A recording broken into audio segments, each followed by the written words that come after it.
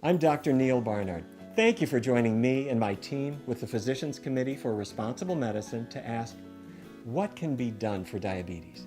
Is it possible to turn this disease around and to keep adults and children from getting it in the first place? Well, diabetes has taken a horrible toll across this country, especially on American Indians and Alaska Natives. 30% of Native Americans have a condition called prediabetes. And if nothing changes, they're likely to develop type 2 diabetes. Well, first, some preliminaries. What is diabetes? Normally, when we eat, foods are digested and they release a form of sugar called glucose, which moves into our bloodstream and eventually into the cells of the body to give them energy. But in people with diabetes, glucose has trouble getting into the muscle cells in particular. You've probably heard that diabetes is related to a hormone called insulin. Well, insulin is made in the pancreas, which is an organ in your abdomen. And insulin is like a key that opens the doors of our muscle cells to let glucose in. Now, some people have type 1 diabetes, and in these people, the pancreas is no longer making insulin, and insulin injections are the life-saving treatment that they need. But most people with diabetes have type 2 diabetes. Their pancreases are still making insulin, and for them the problem is insulin resistance. That is, their muscle cells don't respond normally to insulin. They've got plenty of the insulin keys, but the locks are not opening up. And there's a third kind called gestational diabetes. It occurs during pregnancy. It goes away when the baby is born, but it's a sign that type 2 diabetes could be right around the corner. In this program, you'll learn about a natural and healthful way of eating that could help you to reduce or even eliminate your need for medication if you have type 2 diabetes, and it will lower your risk of complications from any kind of diabetes. To track our progress, there's a blood test that measures the level of diabetes control, and I've asked diabetes nurse practitioner Carolyn Trapp to give you her take on this important test. The A1C level is a blood test that's used to diagnose diabetes and to track your progress.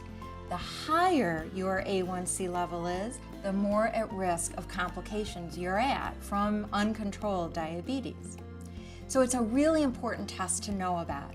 And you want to ask your healthcare provider, what's the target A1C level for you? Is it 6.5%? Is it 7 or 7.5%? Find out what your target is. Now, just because you've been told you have a high A1C level now, that doesn't necessarily mean that you'll get complications from diabetes, because this test can change over time. If you make some significant changes in what you're eating, you can have a lower A1C level. And that's what this program is all about. Dr. Barnard is going to talk about what is the best way to eat to lower your A1C level and prevent those complications of diabetes. Let's consider, why do some people get diabetes and others don't? Well, the Native Americans who've been studied the most in relation to diabetes are the Pima of the southwestern U.S. and northern Mexico. And in the 19th century, Americans diverted the water supply the Pima had used for irrigating crops, and it caused a massive disruption in their ability to grow traditional foods. And then 20th century U.S. government programs started supplying non-traditional foods, canned meats, cheese, milk, and egg mix, along with some canned vegetables and fruits and dry cereals. But breakfasts of eggs and bacon and sausage became common, and hamburgers and pork chops and cheese are now everyday fare. But south of the border, things are different. The Mexican Pima live in the Sierra Madre Mountains, and they've been pretty much untouched by the changes in food availability that occurred among their American relatives. The Mexican Pima work on farms, they plant and harvest crops, they get regular exercise, and they have an abundance of healthful, traditional foods, beans, corn and wheat tortillas, potatoes, seasonal produce like zucchini and tomatoes, garlic and peppers, melons and peaches and apples. And in 2006, a team of researchers compared the health of these two groups, and the results were dramatic. An average Pima man north of the border was 60 pounds heavier than men south of the border, while diabetes was pretty rare in Mexico, it was a huge problem north of the border. For those over 55 years of age, 3 out of every 4 had diabetes. So, while genetic factors do contribute to diabetes risk, it's really clear that this north of the border diet, high in animal protein and fat and low in fiber, has fueled this epidemic of diabetes. Another group in Mexico, called the Tarahumara, are well known for their athletic prowess, running for vast distances. And their traditional foods are pretty similar to those of the Mexican Pima. In 1991, an American research team convinced 13 Tarahumara men and women to try a westernized diet as part of a research study. And the results came quickly. Over 5 weeks, the average study participant gained 8 pounds, and their cholesterol levels rose by 30%. Now, here's what I make of this. The foods that promote good health are corn, beans, all the traditional plant-derived staples that are native to the region. So why are these plant-based foods so powerful? Well, first of all, they help keep people trim, but there's another reason too.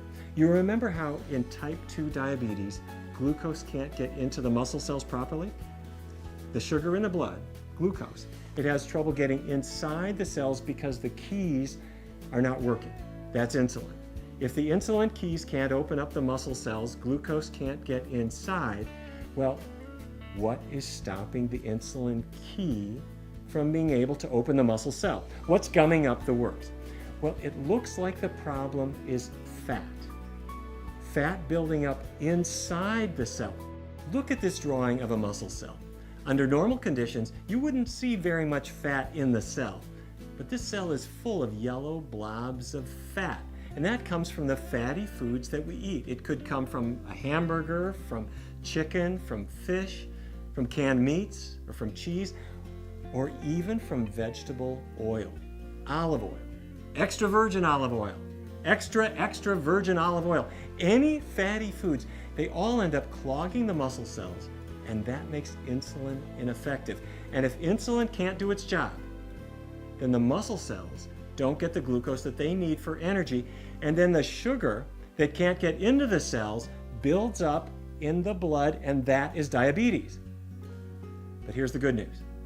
Studies have shown that when people switch to a diet that's very low in fat, that emphasizes the traditional plant-based foods, these blobs of fat start to melt away. And without all that fat in the way, insulin can do its job. And the blood sugar levels can fall and even return to normal. Now, fortunately, a plant-based diet makes it easy to avoid all that excess fat. Plant foods do have a little bit of fat, but just the amount that our bodies actually need for health, not enough to clog up our muscle cells and keep the insulin from doing its job. So, with the support of the National Institutes of Health, my research team decided to try a dramatically different approach. If fatty foods are clogging up the muscle cells, we aimed to see what would happen if we used a diet that had very little fat in it. We brought in 99 people, all of whom had diabetes, and let me describe their experience. A man named Vance came into our research study. Vance's father was dead by age 30. Vance was 31 when he was diagnosed with diabetes. He was in his late 30s when he came in to see us. And what we asked him to do was to set aside animal products, because if there's no animal fat on your plate, then no animal fat is going to sneak into your cells. We also asked him to keep the oils very low, so that meant no more taking that bottle of oil and going glug, glug, glug, glug into the pan when you're cooking. But those were the only rules. Set the animal products aside, keep the oils really low. We didn't worry about calories. We did not count carbohydrates. We did not limit portions. And Vance and all the other participants were free to eat all the bean burritos and corn tortillas and veggie lasagna, blueberry pancakes, split pea soup, anything else that they wanted that fit the rules. Over the next year, Vance lost weight and lost weight and lost weight, eventually losing about 60 pounds. His blood sugar came back down to the normal range. He got off his medications, and all traces of diabetes had disappeared. And when I asked for his permission to tell his story, he said, "Make sure you tell everybody that my erectile dysfunction got better too." Write that down. People's blood sugars dropped, their weight came down, and their cholesterol levels fell. And then we asked our participants how they felt about this diet change. I mean, after all, they weren't eating beef or chicken or cheese pizza or any of those things, but many said this was the easiest diet they had ever been on because we didn't make them count calories or starve, and most importantly, they were regaining their health. Maybe you'd like to try out this way of eating. Let me introduce you to the Power Plate. You'll want to build your meals from these 4 healthy food groups. The first is vegetables. Start with green leafy vegetables, kale, collard greens, chard, spinach, and all types of lettuce. Other great vegetables are broccoli, cucumbers, onions, cauliflower, carrots, and of course, all types of squash. The list goes on and on. Enjoy your vegetables fresh, roasted, or steamed, just not fried in oil. And seek out a rainbow of vegetables, all different colors. The colors represent different nutrients that are good for us. The next group is grains. They are hearty, they're filling, and there are so many to choose from. Corn is a healthful grain that turns into so many great meals. Rice, oats, barley, amaranth, quinoa, millet, and there are many more too that are indigenous to different areas. And you might cook a little more than you need because cooked grains can be frozen and reheated later for a quick meal. Whole grain breads and whole grain pastas are also part of the grain group. Now the third group of the Power Plate is the legume group, which includes beans, peas, and lentils, anything that grows in a pod. So that means pinto beans, black beans, garbanzo beans, kidney beans, navy beans, lima beans, the works. They're low in fat, they're high in protein, they're rich in calcium and iron. Beans are great in stews and soups, and you can even make them into burgers. They can replace the meat that's used in a lot of recipes. And what's the world's easiest convenience food? It has to be a can of baked beans. But make it vegetarian, of course.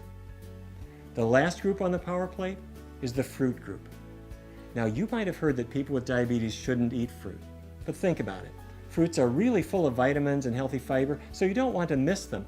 And when you're eating a healthful diet, you'll find that fruits are really pretty gentle on your blood sugar. You'll also notice what's not on the Power Plate. Keep in mind, our goal is to turn diabetes around, and we really want to succeed. So we'll leave off the animal products, the meat, the dairy products, and the eggs, and that's going to eliminate all of the animal fat. We'll also minimize the vegetable oils, and that gives our cells the best chance of cleaning out the fat so that insulin can start working again. So now you know about building meals from the Power Plate. Very easy. Maybe you have some questions about nutrition, and you're wondering, can I really get everything my body needs from plant-based foods? Well, here to answer that question is registered dietitian Susan Levin. Hi, I'm Susan. Maybe you want some reassurance that plant-based diets are best for you and your family. Well, you should know that the Academy of Nutrition and Dietetics, the world's largest organization of nutrition professionals, published a position statement that said plant-based diets are safe and beneficial for all ages. And they can help to prevent and treat many chronic diseases like diabetes. But you know, I didn't learn much about plant-based diets at my university, and maybe your healthcare provider also was not taught about this when he or she went to school and has never recommended it to you. Fortunately, though, more and more healthcare professionals are now learning about this approach. Not to get too technical, but here are a couple of key points about plant-based nutrition. First, what about protein? Do humans need to eat animals to make muscles strong? The answer is no. Beans, greens, and grains are excellent sources of protein, and they don't come packaged full of saturated fat and cholesterol. If you get enough calories, you are most likely getting enough protein. In fact, some pretty exceptional athletes eat plant, not animal, sources of protein. They know it's the healthiest way to go, and as a runner, I couldn't agree more. Take ultramarathoner Scott Jurek. He has run and won the Western States 100-mile endurance run 7 times in a row. And you know, some professional football players, hockey players, and basketball players also get all their protein from plants. Want more evidence? Consider the animal kingdom. Many large, strong animals such as horses, oxen, gorillas get their protein from plants.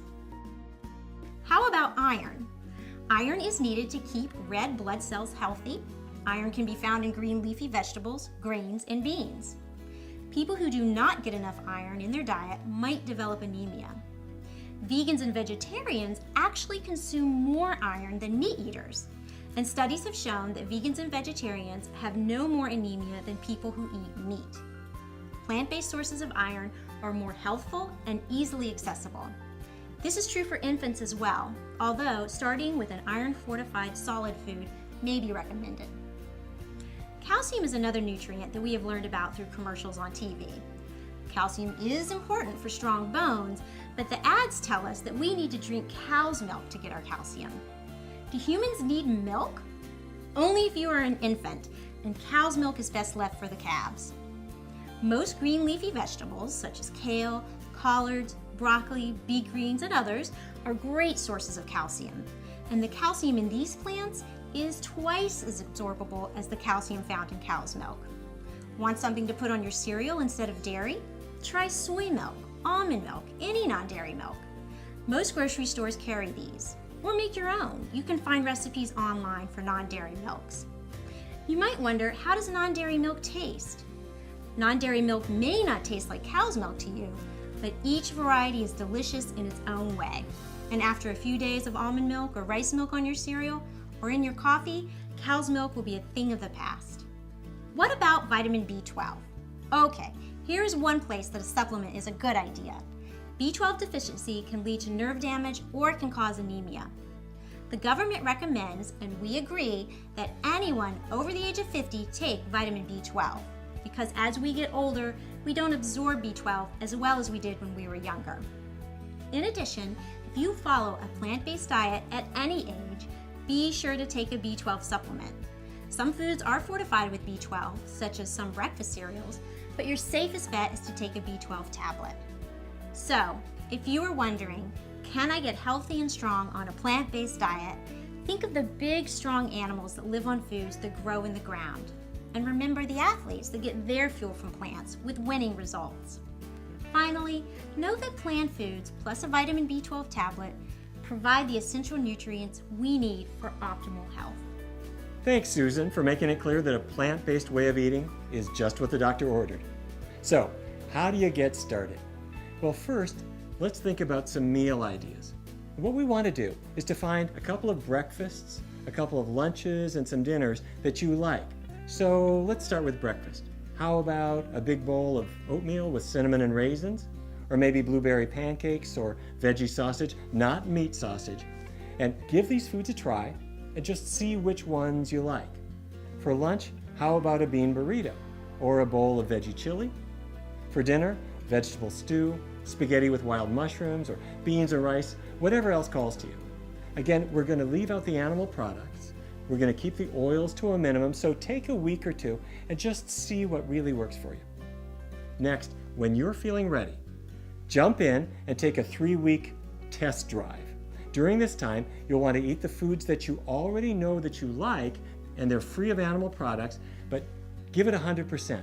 3 weeks is long enough to see results, but it's also short enough that it's manageable. And chances are you'll feel better and you're going to want to keep going for more than 3 weeks. But don't take my word for it. Try it yourself. One word of caution before you get started. If you take medications for diabetes or high blood pressure, work with your healthcare provider. For some people who shift to a plant-based diet, medications become too strong.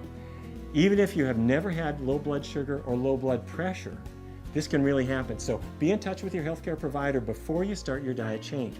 Your provider might decide to reduce your medicines as you go along.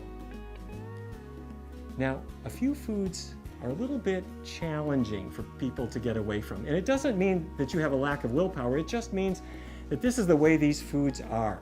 In our research studies, some people have trouble getting away from cheese. Yes, it's loaded with fat and loaded with cholesterol, but some people have trouble setting it aside. The reason apparently is that cheese contains some opiate chemicals that make it almost a little addicting. Other foods that people tend to get hooked on include meat, sugar, and chocolate. You know what I mean. But if you get them out of your diet for about 3 weeks, you'll discover that your cravings start to fade away. So let's wrap up. Here are the key points that I'd like you to remember. Type 2 diabetes really can be turned around with a plant-based diet using the power plate as our guide. Now, results vary, but many people lose weight, they have better blood sugar levels, they need less medications, they have more energy. Focus on eating less fat, and you can do this by setting the animal products aside, keeping the oils low, and think about giving it an all-out try for 3 weeks in a row. See for yourself how this works for you. Food really can be medicine, but fortunately, as you'll see, it doesn't taste like medicine.